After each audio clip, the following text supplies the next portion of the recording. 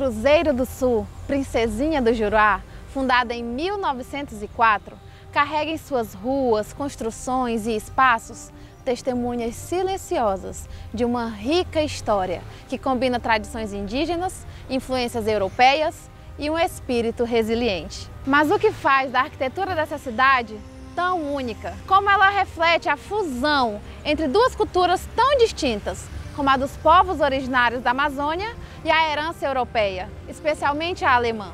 Essa região, no coração da Amazônia, era inicialmente habitada pelos povos indígenas divididos em 49 tribos, pertencentes a etnias de línguas Pano e Aruaque.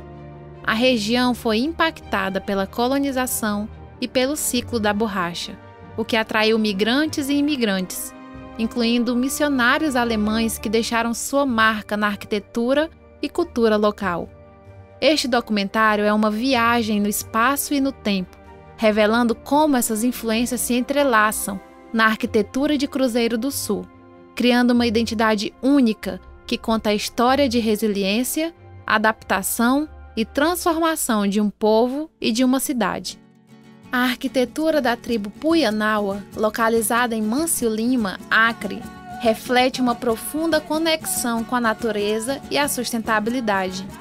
Suas malocas, estruturas coletivas que servem como centros de convivência, são feitas com madeira roliça ou peças de paxiúba, envoltas em um material oriundo de pequenas palmeiras nativas da região amazônica, Caranaí.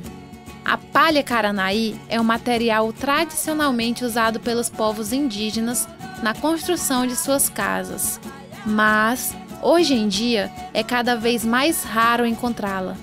Em lugares como a aldeia Puyanawa, essa palha ainda é abundante, permitindo que mantenham o privilégio de usar esse material em suas construções. Outra região onde ainda se encontra bastante é na Serra do Moa. Lá, muitas casas também são cobertas com essa palha, graças à sua grande disponibilidade.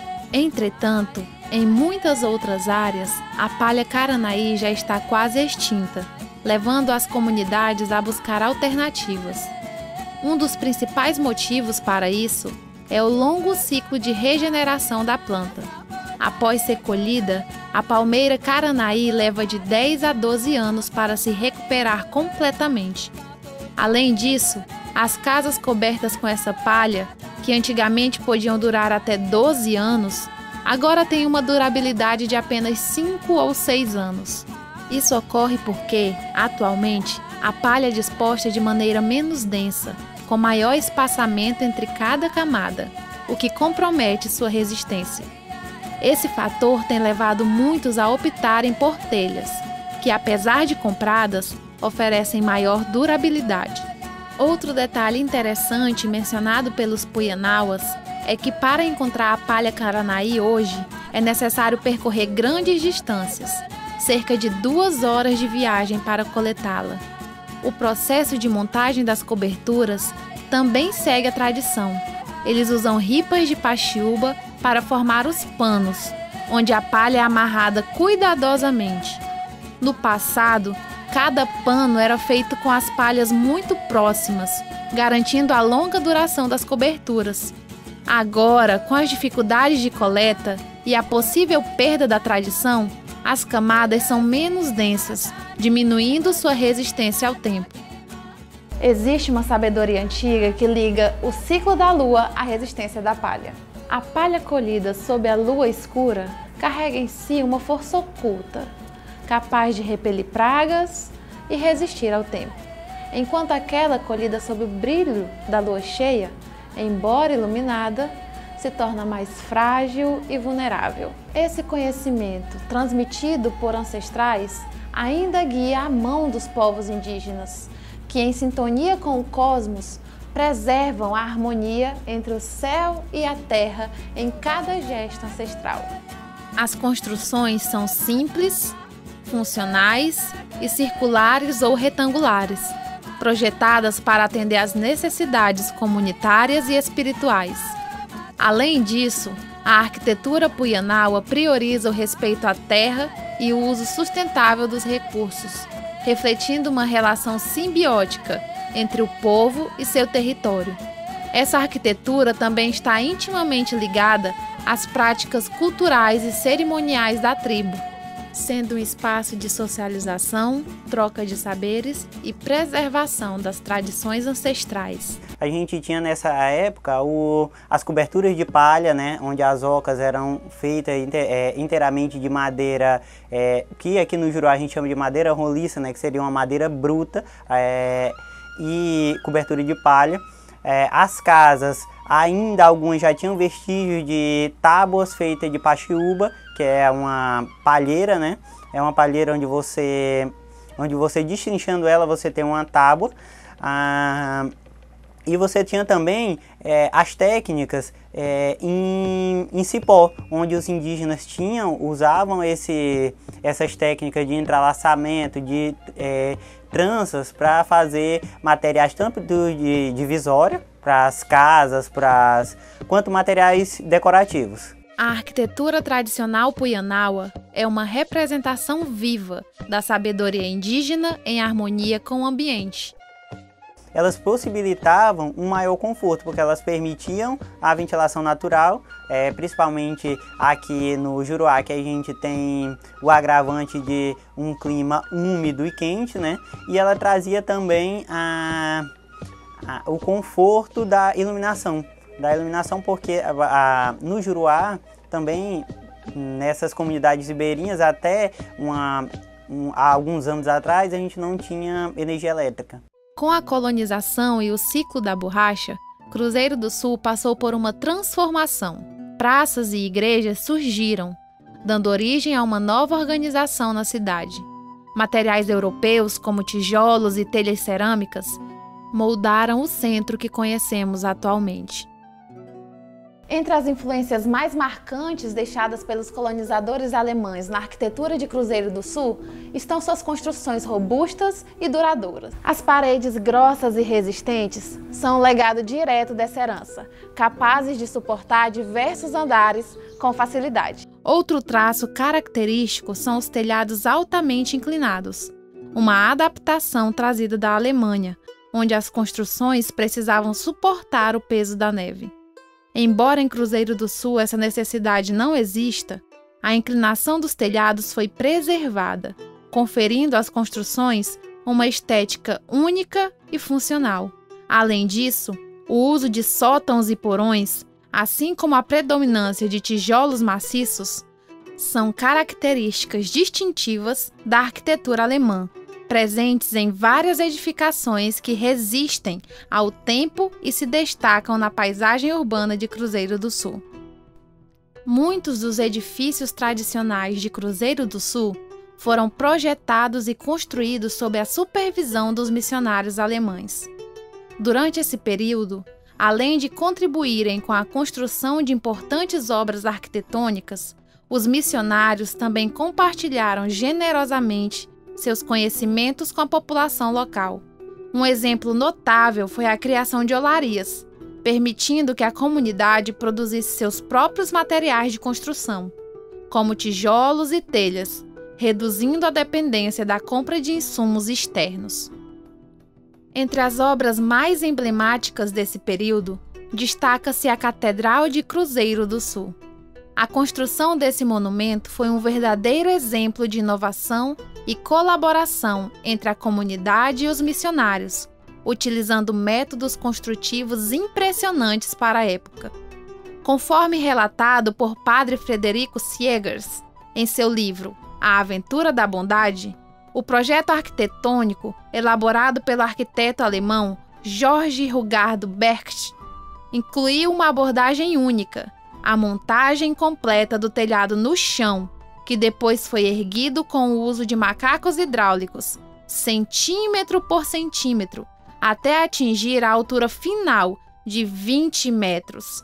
Essa engenhosa técnica, inédita na região, foi essencial para a construção de uma catedral de proporções tão grandiosas. Bom, temos a catedral claramente que é única, e é única também inclusive pela forma como foi construída aquela estrutura que foi no chão, depois levantada. Isso se pensa que é novidade em muitos lugares, é novidade agora, e isso foi feito 60 anos atrás. Com a tecnologia daquela época, não tinha guindaste, não tinha, né? Então, como conseguiram montar?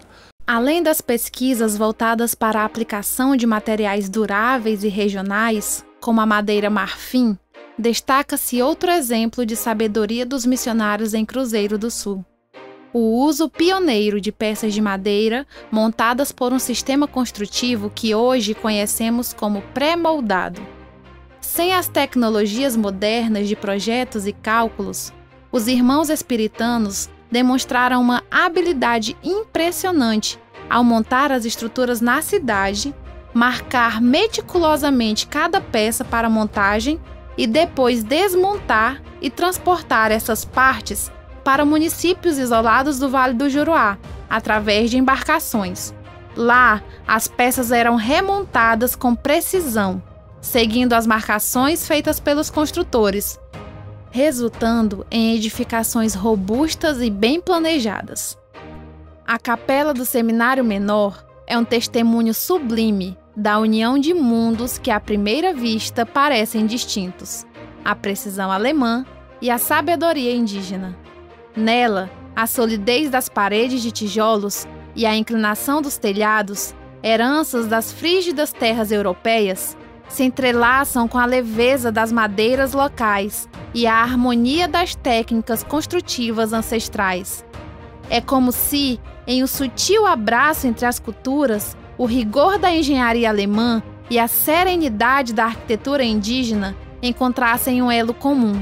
O resultado é uma capela que não apenas ergue-se com majestade, mas também ressoa com a melodia de um diálogo eterno, onde as diferenças se transformam em uma sinfonia de harmonia e respeito mútuo. Ali foi unida uma estrutura, uma tecnologia alemã com uma tecnologia indígena. Porque nas ocas indígenas não tem um pau, é tudo lá em cima. Né? Às vezes é um pau que vai até lá na hora da construção, mas depois eles cortam. Porque ali entra toda a física, né? O estudo dos vetores, das forças, distribuição de força.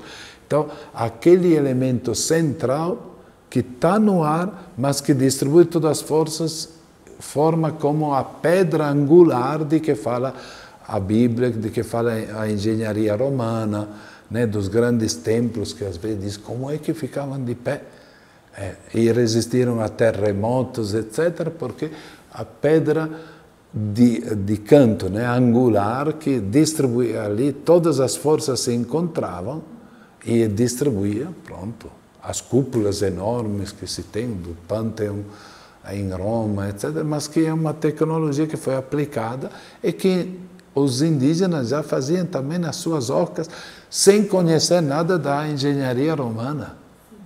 Mas é uma sabedoria, então, coisa que é universal.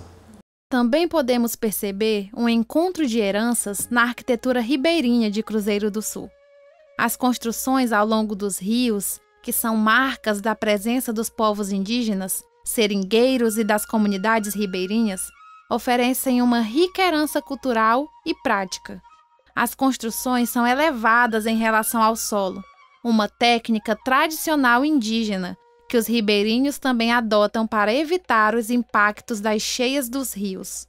Além disso, os telhados com beirais largos, uma herança alemã ajustada à realidade amazônica, envolvem as casas de maneira a protegê-las do sol intenso e das chuvas frequentes.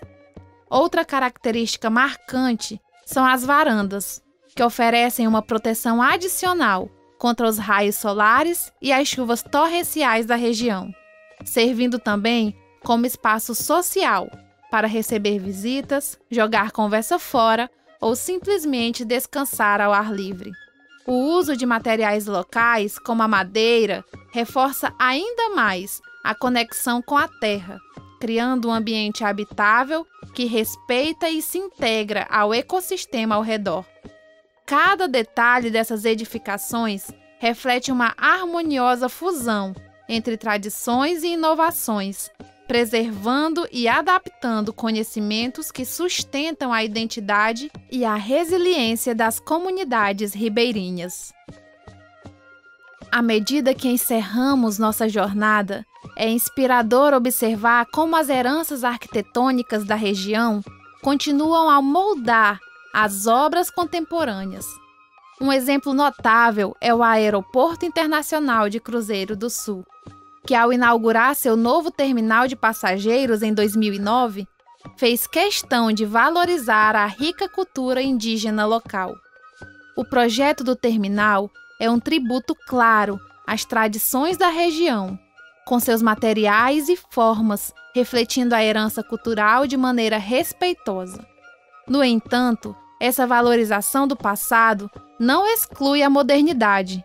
O interior do terminal é uma perfeita fusão entre o tradicional e o contemporâneo, demonstrando como a arquitetura pode equilibrar o respeito pela tradição com as necessidades do presente.